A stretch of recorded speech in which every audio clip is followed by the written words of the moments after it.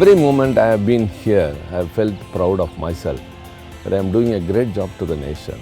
Definition for transgender, definition for discrimination, if they are addressed, this bill will be a comprehensive bill and I would be the first person to support that.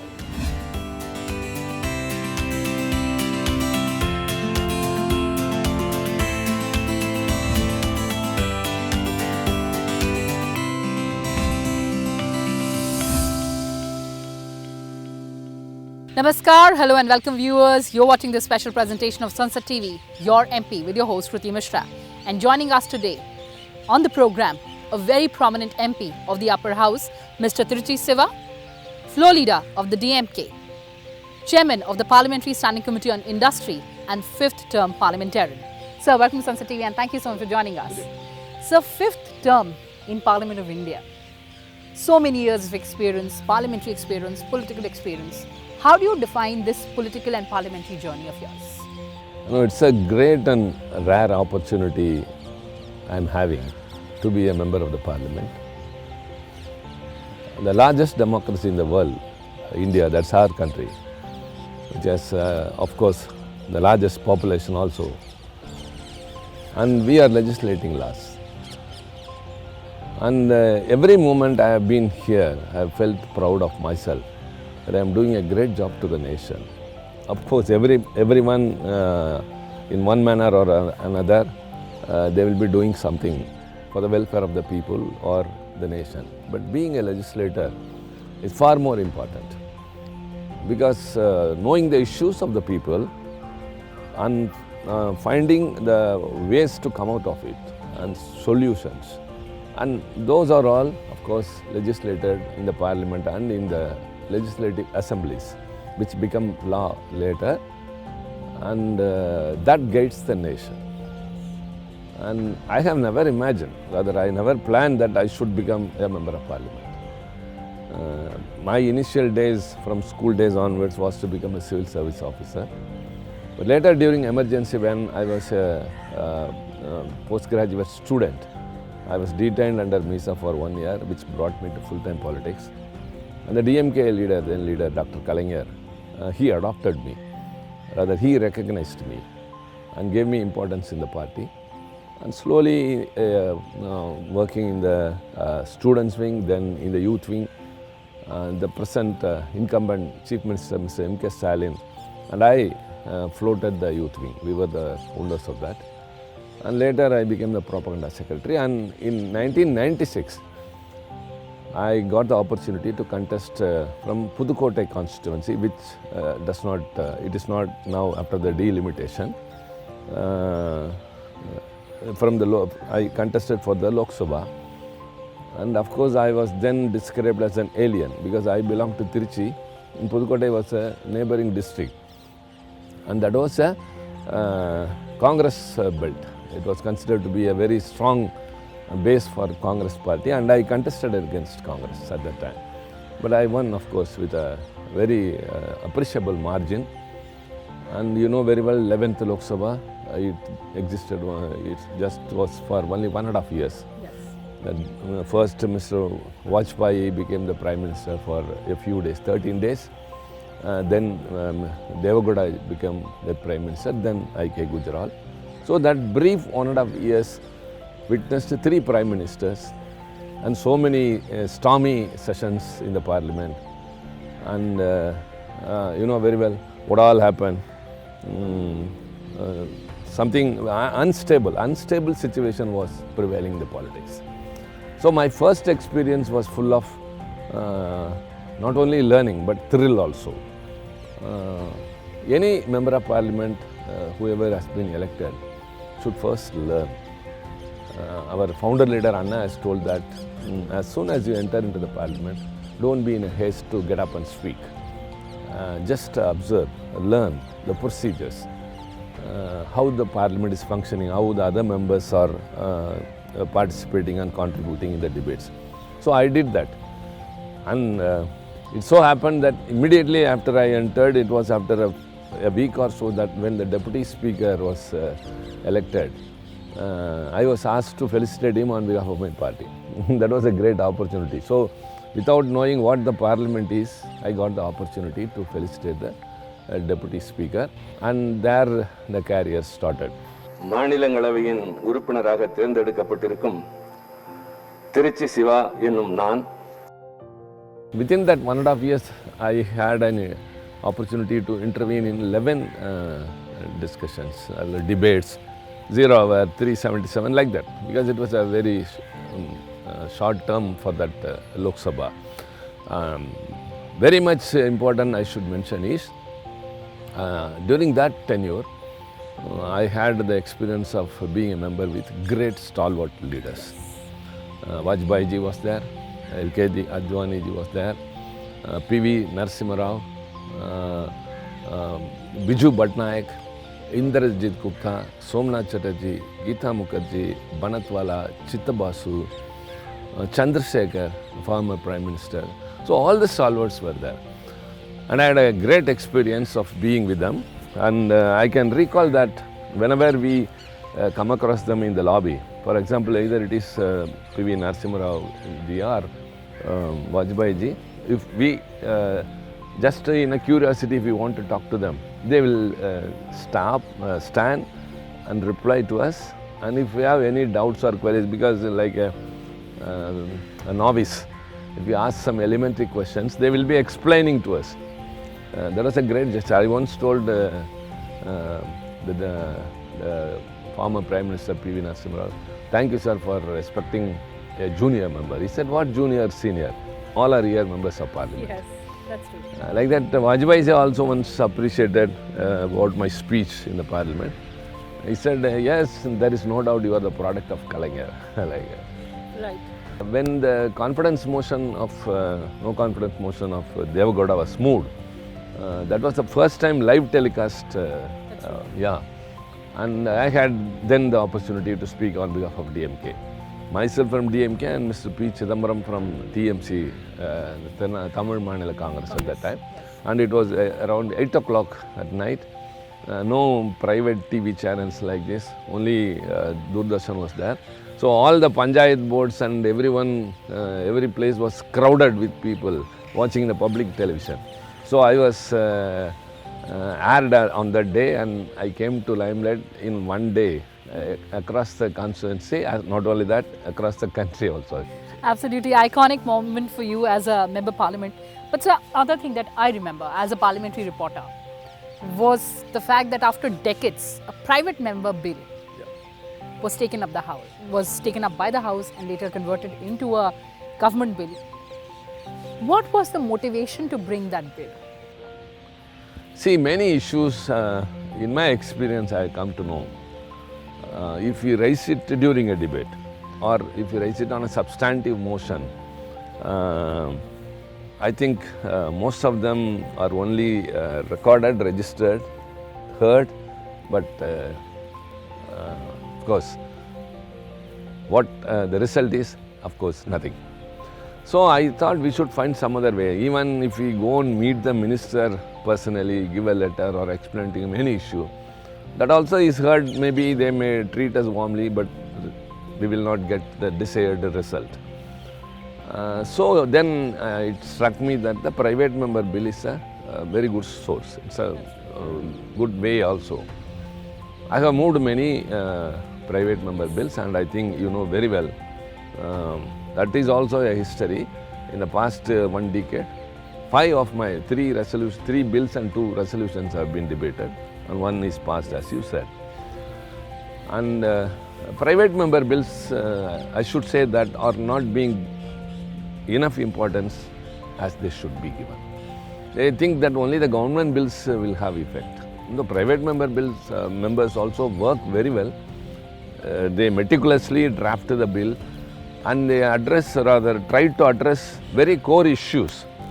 If you go through the bills which many members are introducing, many will be of so much of importance. I wish that the government, whether it is debated or not, if it is debated, they give an assurance and insist the member to withdraw. But after that, no follow-up. I can also give you statistics, how many assurances have been given on the floor of the House by the government, which have not been implemented or which the words have not been kept. that would amount go to hundreds of them, 200, 300s like that. So private member bill, a private member day rather, whether it's a resolution or a bill, any government of the day should give importance, even the members. That's true. So like that, this issue as far as I am concerned, see 5 of mine, one is this transgender bill that has been passed. Another one which I have brought again, that all the 22 languages of which are in the 8th schedule of the Constitution should be made as official languages. Teachers must not be posted for election duty. For that, that was welcomed very well by many in the many sections in the country. Like that, 5 have been debated. Let me be precise. As far as this transgender bill is concerned, they are a section of the society. How women were discriminated once in this society, and later after too many number of leaders like Periyar in the south and many other leaders in the north were fighting for their rights. Now women are able to have some equal rights, though they have not attained the place they should, but they are not as before. That we should accept. Like you, so many are very promising. You prove better to be than men in many areas, of course. Where women is not now. They are in, starting from the army down to any office. Their work, their performance and output is very, very remarkable. So another section is this transgender, who have not been identified, who have not been recognized, rather who have been insulted. I think discriminated is a lesser word. They were insulted actually. They were not at all considered as human beings. First reason is that many do not understand who a transgender person.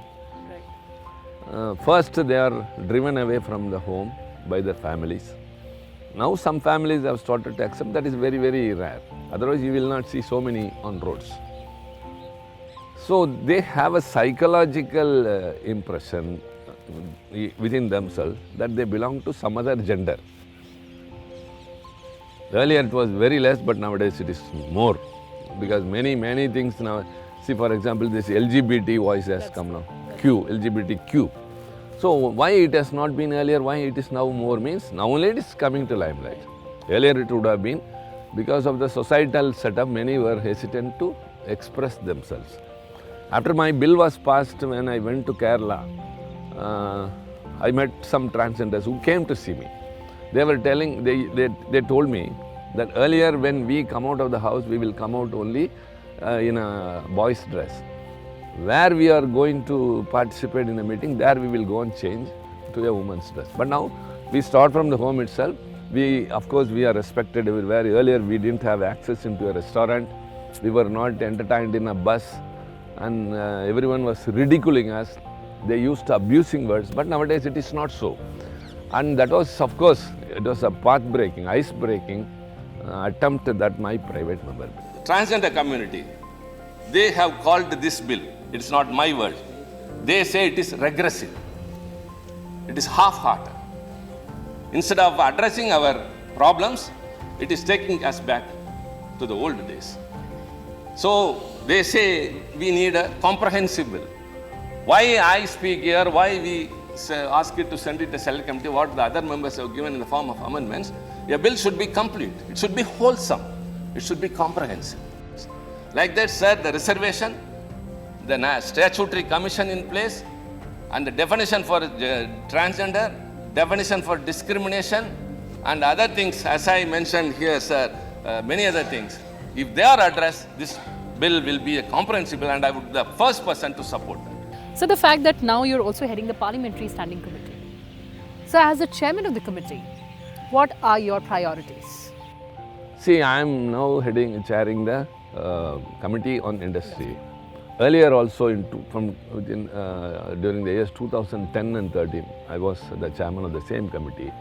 But now the difference is, that committee, under that committee comes the heavy industries, public sector enterprises and the MSME.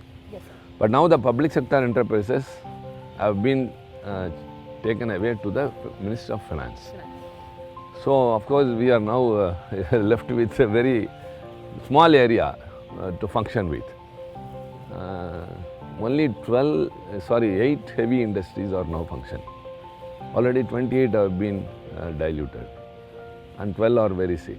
Only 8 are there. MSME is the only sector in which KVIC also comes, that we can concentrate more. But even I find way that we can study something about the performance of the PSCs. Earlier when I was the chairman, I am of course very happy and proud to recall that many sick units were revived because of the intervention of my committee and its report. In one day, my committee presented 7 reports. That was also a record. When Hamida Ansari ji was the chairman of the Rajya Sabha, my committee, I presented 7 reports in one day. Studiously, everyone worked, the members as well as the secretariat officers. Right. And I revived so many. For example, in Tamil Nadu, one burn standard, which was about to be sold out, is now working with a profit. Earlier it was running with a big loss, and employees were of the apprehension they would be locked out, and the company will also be closed. But now it is now working. The employees' salary scale is now 2007 scale. Earlier it was only 92, and so also it is now working with a profit of 80 crore. And one paper mill in Assam, and MRL, which is now in Tamil Nadu, was also, of course, we did something, and FACT in Kerala, and so many like this. And my committee's exploration brought out some facts. Why public sector undertakings are undergoing a loss? See, for example, a private operator of a bus company lives in a very big bungalow, whereas a corporation which is having thousands of buses is running under loss. One reason is the government service, of course, is working for the people, not for profit. Not for profit. Likewise, public sector enterprises, if they are sound and healthy, the wealth or the revenue which that organizations earn come to the government and afterwards go to the people, but not with the private sector. And the infrastructure, the public sector undertakings are huge, and the manpower is also so. Then why loss? Then why it is not being working in a condition as this should? Our inference was very simple. Number 1, mismanagement. Number 2, non-upgradation of technology. And 3, low morale of employees. So a private sector, a person is working, in one day they will be fired out. They will be called, you are not here in service, hold and go out. But not in government. So they should realize that the job security is there and they should work more for that. Absolutely. And so also the technological upgradation is so very low that no one is concentrated. I will tell you another thing. A person living in a housing board quarters, they don't even do the smallest repair that has to be done in their house. They wait for the housing board of people to come and do that. And when they vacate the house, they leave it in a dilapidated condition. If it is your own house, you will be, of course, taking care. So everyone thinks that if it is government's, we need not bother. That mindset should be changed. So public sector undertakings, they are the temples of our economy. That's what Pandit Jawaharlal Nehru described it when these public sector undertakings were created. And I should say another thing, that India withstood economic recession 2007, 8 and many other times. That's right. Only because of the healthy functioning of the public sector undertakings under the agriculture sector. India is basically an agricultural country, and these two sectors have to be taken care of, which the governments failed to, I should say. So my committee is now I am concentrating more on electrical vehicles. Okay. Because concern about the environment and the future, of course we have to switch over to from fossil fuels because of the environment, and we have to import oil from which incurs 46% of the pollution is because of transport vehicles. and most of our revenue goes to the foreign countries for import of oil. So if we switch over to electric vehicles, the energy can be by way of renewable energy. We could, I think, we can manage our energy requirement. The generation could be through renewable energy. We are doing it by solar, wind power and nuclear power. Nuclear power also, personally, we are not against, we are against it, because the reactors and the nuclear waste, what will happen in future, it is looming on our, over our head. In Tamil Nadu, the wind power that is generated is equal to the nuclear power generated in the whole of India. That's true. So we have to concentrate on solar power and wind power and other things than on coal power, everything. So now that we are concentrating, my committee has already discussed with the stakeholders as well as the government officials, and we are going to sit again, because the speed it should take is not, the pace is not. By 2030, the government's target is that 80% of the three-wheelers, two-wheelers should be electric vehicles and 40% commercial vehicles, like that. But now the pace is not so. So we are first of all focusing on that, and heavy industries, the budget amount that is allocated to for the heavy industries are not being spent for the past 3 years. That's a very sad thing. When everyone is raising hue and cry that we are running short of funds for many social welfare schemes, money or fund is not allocated to the needed level. Heavy industries are not spending the amount that has been allocated to them. My committee is going to introspect into that. So our basic concern is to protect the public sectors. India should be self-sufficient, indigenous. Make in India should not be only a slogan. Entrepreneurs should be encouraged, manufacturers should be supported. What is the hurdle on their way? How to help them out? The government should focus. So the committees, of course, are always bridges between the stakeholders and the government. Absolutely. If they are not able to get in touch with the government, our committee, of course, we discuss with both of them, we give reports, and we also emphasize very much, not even on the floor of the house, in our report also, that these things should be done. So I think my committee has, though it appears to be a very smaller one, has a greater responsibility which would help the country's economy, the employment. MSME is the second largest employment provider next to agriculture sector. That is also weaker nowadays, because the schemes that are there, the funds allocated and the care it should be given are of course lacking. So my committee will focus on all those. Fantastic, sir. And before we end this conversation, you're also the floor leader of the DMK in the upper house. As the floor leader, what are your priorities? Because I've seen you also promote many young members who've just come in, the new members, you promote them. What are your priorities? See, I represent a political party which is a regional party. Basically, our first and foremost policy is social justice. So whenever such things have to be addressed, we give priority. Importance to state power. State autonomy is one of our slogans, rather our motto. Fantastic talking to you. Fantastic learning about your parliamentary experience, your political experience.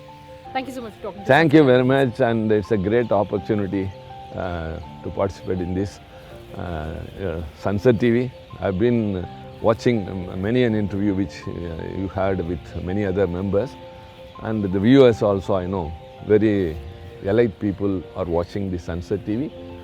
And yes, thank you very much for giving me this opportunity. And the days to come, of course, will give us more opportunities to discuss about the upcoming issues. Thank you very much. Fantastic having you, sir. Well, viewers, that's all we had for you in this edition. Thanks for watching and stay tuned to Sunset TV. Goodbye for now from my side.